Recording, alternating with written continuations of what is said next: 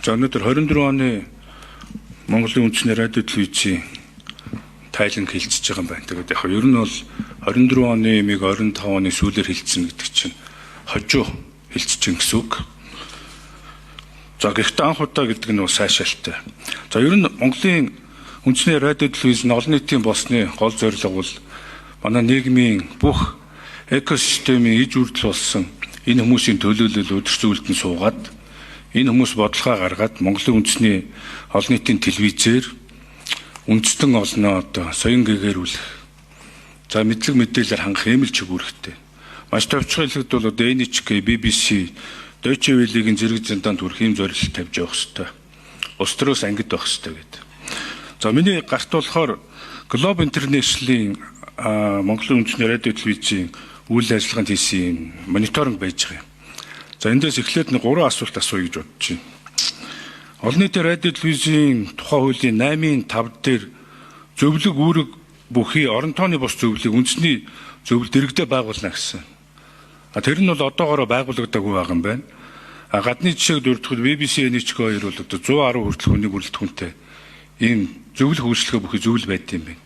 Энэ байна уу? Ийм зөвлөх үйлчлэгээ бүхий зөвлөл байна уу гэж нэгдэн. За хоёрт нь удирч зөвлөлөөс нөгөө хяналтын зөвлөлтөө удирч зөвлөлөөсөө гишүүдэд томилдсон байна гэдэг юм л та. Энэ үний юм уу? Удирч зөвлөлөөсөө хяналтын зөвлөлөөд томилохоор нөгөө манай чихэн манахгүй ихчээр өөрийгөө хянах үйл ажиллагаа хянах ийм бүц бүрэлдэхүүн хийцэн үний юм уу гэж асууж байгаа. За гуравт нь энэ ажилчдынхаа нийгмийн асуудлыг шийдэхдээ цалин бүлтүүгийн нөгөө 40 хүртэл хуваар ингээд тодорхой шийдвэр үндэслэлгүйгээр хасцсан байна гэдэг.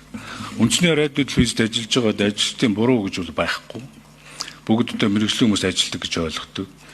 Тэгэхээр энэ цалин бүлтүүнийхээ бодлогыг яаж барьд юм бэ? Үндэслэлтэй хасж байгаа юм уу, хасахгүй байгаа юм уу гэдэг. За дөрөв дэх асуулт нь сая нэг орлогын бүтцээ харуулж илээ. Орлогын бүтц дотор бол төсвийн татаас байж байгаа.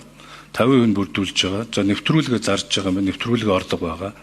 Хуулийн дагуу 2 хүртэлх одоо реклам сурчлагаа олж байгаа бах. Орлого олох тал дээр олон нийтийн радио телевизийн хуулинд их өөрчлөлтийн санал байна уу? Тухайлбал одоо би бол Монгол телевизийн өөрөө том савтай байр учраас хувийн бодлоо хэлэхэд ийм контент үйлдвэрлэдэг газруудын кластер болгоод байраа түрээслээд сайн контентуудыг аваад тэрийгэ үнэлээд давхар зараад ингээ орлогоо бүрэн бүрэлдүүлэх боломжтой гэж үздэг. Санал дээр би бол бас саналаа хийлье. Тэгэхээр орлогоо хэрхэн нэмэх бүрэлдүүлэх тал дээр хуулийн хүрээнд санал байна уу гэж. За ийм хэдэн асуултыг эхлээ асуугаад.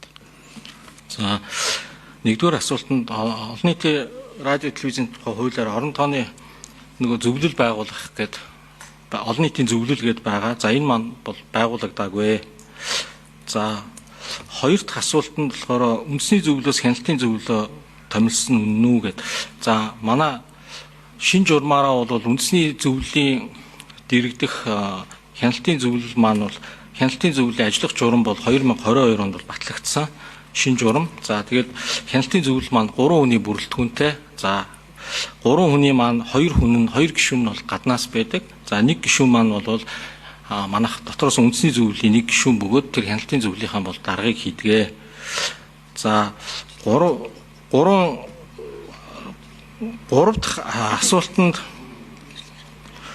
дахь асуултанд бол энэ цалинтай холбоотой асуулт байна. За олон нийтийн радио телевизийн үндэсний зөвлөл бол тухайн жилийнхаа бол энэ төсвийг бол ингээд батлаад энэ дээрээ бол бүх ажилчин албан хаагчдынх нь бол ингээд албан тушаалаар нь бүтцийн дагуу цалингийн баталдаг. За энэ дээр бол тэр 40% хасагдлыг бол би мэдэхгүй. Энэ бол гүйцэтгэх удирдлага илүү хариулах бах. Яг л өдөр тутмынхын үйл ажиллагаатай холбоотой учраас за орлогын бүтцийн хувьд бол 3 үндсэн орлогын бүтц байгаа. Нэг нь болохоор хураамжийн орлого, за төсвийн дэмжлэг, за тэгээд уран бүтээл гэж байгаа. За уран бүтээлийн хувьд бол манайх бол нийт эфирийн цагийн 2% хүртэл гэж байгаа. За тэгээд түрүүн бид бүхэн бол дурдсан. Энэ 2015 оноос хойш анх удаага 2024 онд бид нар энэ тарифыг бол нэмэгдүүлсэн байгаа. Яг л энэ инфляцтай холбогдуулаад. Гэхдээ энэ орлого дээр бол тодорхой хэмжээний цензур байдаг. За яагаад гэхээр үндэсний хэмжээний юм олон нийтэд үйлчлэх ёстой байгууллага учраас тодорхой цензуруудыг бол тавьсан байдаг. За орлогын Өшөөний санал дээр тэр хуулинд өөрчлөлт оруулаад юу яахыг бол биднэрт бол саналуд байгаа. Гишүүнд бол яг уу бид нар үндсний зөвлөлөөрөө бас ярьж байгаад албан бичгээр бас хөргүүлж саналаа бол хөргүүлье. Бидний хувьд бол түрүү хэлсэн яг нэг том асуудал бол энэ төсвийн асуудал байдаг. Энэ анх 98 онд тогтоосон энэ хураамж бол одоо ингээд хөдөлмөрийн хөлсний доод хэмжээ ингээд 66 дахин нэмэгдчихэд байгаад энэ маань ерөөсөө нэмэгдээгүй.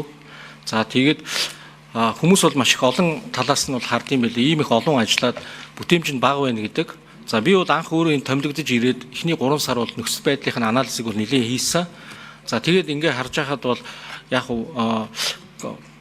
хувийн телевизтэй харьцуулахад контент үйлдвэрлэл ч гэдэм үү, бродкастинг ч гэдэм үү, on demand ч гэдэм үү, одоо бид бүхний яриад байгаа энэ гар утасны энэ контентыг түгээх асуудал дээр бол нэлээх асуудлууд байсан. За 24 онд бол түрүү яг дурддагдаагүй Монголын үндэсний олон нийтийн радио телевиз бол гар утас руу нэлээх том дижитал шилжилтийг бол хийцэн.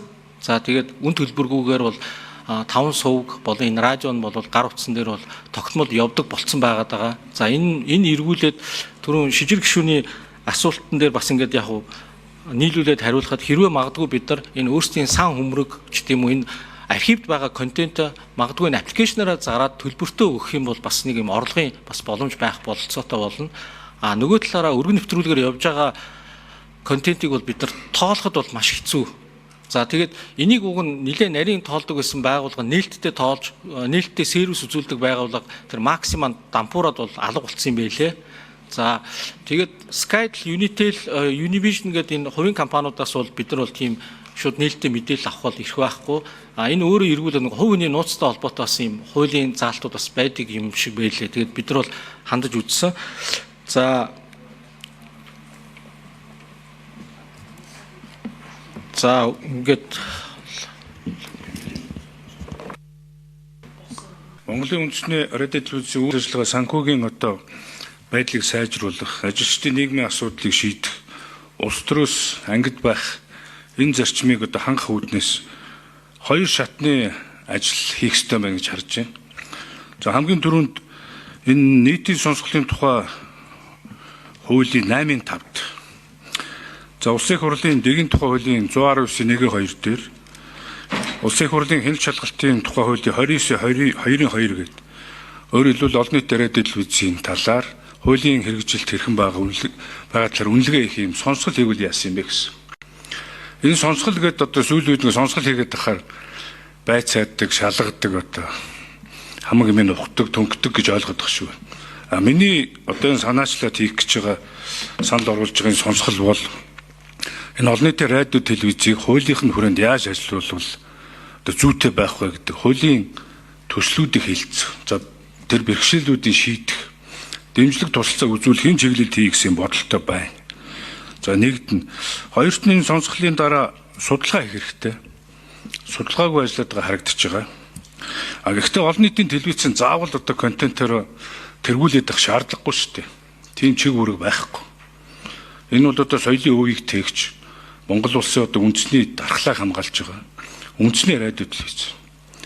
Тэгэхээр контент бүрчин одоо номер 1-ээр явах арилжааны телевиз чигийн мөнгөний хойноос явах онцгой шаардлага байхгүй. Хуулийн төсөлтөд хэдүүлээ улсын төсөөс яг хэдэн төгрөг авах юм. Тэр төсөөрөө хэдэн хүн цалинжуулах юм. Байр саванда хичнээн одоо түрээсийн студиуд ажиллуулах юм. Тэр контентоо яаж чааш нь борлуулж тэднээс яаж бас санхүүгийн ихөөсөр гаргах юм. За тэр юу авж байгаа шүү дээ хураамж. Хураамж аавна гэдэг чинь сэтгэл ханамжтай контенттэй хүн мөнгө төлдөг. Тэгэхээр тэрийг бол судлах хэрэгтэй. Өөрөөр хэлбэл арилжааны телевизийн контент 10-20 мянгаар үзээд байгаа шүү дээ. IP телевизүүдийн контентийг. Тэгэхээр Монгол телевизийн контентуудыг хүн үзэж байгаа.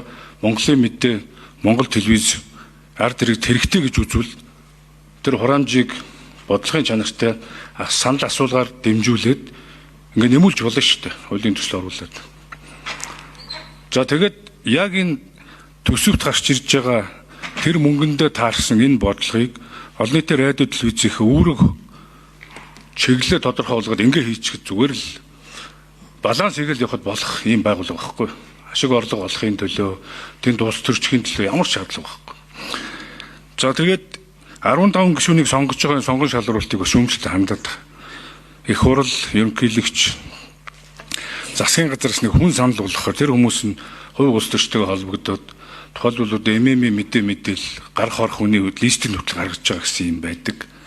Тэр энэс ангид байхын тулд хуулиндаа шалгаруулах процессыг яаж хийж өгөх юм бэ? Магадгүй олон нийт хувьцаа авдаг public limited юм телевиз байж болохгүй мүү гэдэг хүртэл саналыг ярилцмаар байгаа байхгүй.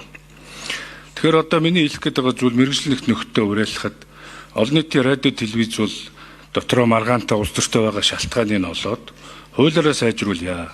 Бусдаар энд орж ирчээ би нэг шүүмжлээд онцгийн шаардлага байхгүй. Бүгдээрээ нэг нэмний төлөө явж байгаа бол энэ сонсголыг хамтдаа хийгээд хэн нэг муутгах одоо юу гэдэг хэрэг төвөг татах асуудлаар биш. Олон нийтийн радио телевизийг сайжруулах. Түрүүнд өрдөдсөн гадны олон нийтийн радио телевизийн зэрэг зиндаанд хүргэх. Монголын одоо дархлаа бос ийм телевиз байгуулахын төлөө энэ сонсголыг хийя гэсэн юм саналтай байна.